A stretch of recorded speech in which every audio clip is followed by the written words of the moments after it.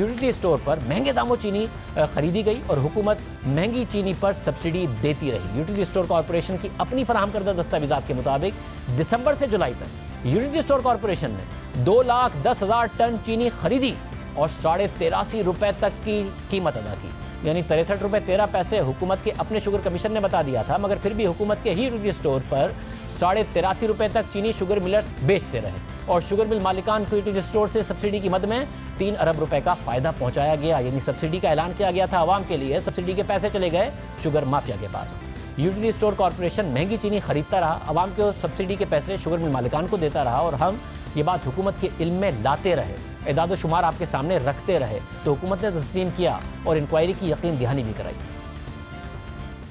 इस हुकूमत का एक बहुत बड़ा स्कैंडल बन सकता है कि अरबों रुपए की सब्सिडी वज़ीर आज़म कह रहे हैं आवाम को जा रही है, जा वो शुगर मिल मालिकान को रही है। बिल्कुल शाहज़ेब, मैं आपके साथ एग्री करता हूँ। ये मैं समझता हूँ ना सिर्फ ज्यादती है बल्कि बदमाशी भी है। रमजान का महीना आ रहा था तो उससे पहले यूटिलिटी स्टोर ने प्रोक्योरमेंट करनी थी, बिकॉज एक सब्सिडी दी गई कि यूटिलिटी स्टोर्स पे जो बेसिकली जहाँ से कम आमदन वाले और गरीब लोग खरीदारी करते हैं उनके लिए हुकूमत की तरफ से एक्स्ट्रा सब्सिडी मिली, तो वो जो इनडायरेक्ट सब्सिडी थी वो भी मिल मालकान ने, और इसमें टोटल फेलियर था। लोग दाल चावल आटा चीनी से ज्यादा खाते हैं, तेल चीनी से ज्यादा खरीदते हैं, मगर इतनी बड़ी सब्सिडी और इतने बड़े टेंडर यूटिलिटी स्टोर ने चीनी के किए हैं, बाकी दूसरी चीजों के नहीं किए। तो ये सब्सिडी शुगर मिल मालिकान के लिए थी, आवाम के लिए थी वज़ीर आज़म ने। सीधा आपके पास एक वाज़े तौर के ऊपर सबूत आ गया है कार्टेलाइजेशन का, तो उनसे रिकवरीज भी इंशाल्लाह होंगी जो कि वो टैक्स पेयर का पैसा वापस जमा हो सकेगा। जब शुगर कमीशन की रिपोर्ट आई तो ये तवक्को जाहिर की गई कि चीनी की कीमतों में कमी आएगी, हुकूमत बर वक्त फैसले करेगी। हुकूमत ने यकीन दहानी भी कराई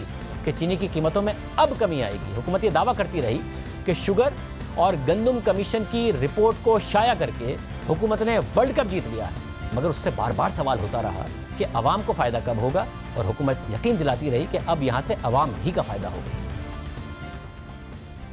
ये वज़ीर आज़म ने मना किया था उस्मान बुज़दार को सब्सिडी देने से या नहीं? तरीन साहब कह रहे हैं उस्मान बुज़दार कोई काम वज़ीर आज़म से पूछे बगैर नहीं करते। पीटीआई के टहरे में नहीं खड़ी, आज पीटीआई ने वर्ल्ड कप जीता है। आज पीटीआई ने इस तरह से जवाब नहीं देने कि पीटीआई के टहरे में खड़ी हमने को गलती की है। अवाम का सबसे पहले सोचे कि अवाम के लिए कीमत कम हो जाए, ये सबसे इम्पोर्टेंट है। बिल्कुल, ये सबसे इम्पोर्टेंट फैक्टर है। शक्कर ये होगा, ठीक है, ठीक है, अगला यही स्टेप है। आप सही फरमा रहे हैं, मैं आपसे एग्री करता हूं। मगर फिर इन दोनों अशिया की कीमतों में 20-20 रुपए से ज़्यादा का इजाफा ही हो गया, कमी नहीं हुई। खुद इस हुकूमत की अपनी शुगर कमेटी की रिपोर्ट के मुताबिक माजी में भी चीनी बरामद हुई, मगर चीनी की कीमतों में इस तरह इजाफा नहीं हुआ। 2017 में नून लीग के दौर में 9.25 लाख टन चीनी बरामद हुई, एक्सपोर्ट हुई। चीनी की कीमत 54 रुपए पर रही, 4 माह के लिए 60 रुपए से ऊपर गई, फिर वापस 54 रुपए पर आ गई। ये खुद हुकूमत की अपनी शुगर कमेटी की रिपोर्ट के दस्तावेजात आप अपने सामने स्क्रीन पर देख रहे हैं। नून लीग ने फिर 2018 में 15 लाख टन चीनी बरामद की, मगर चीनी की कीमत 54 से 56 रुपए के दरमियान रही।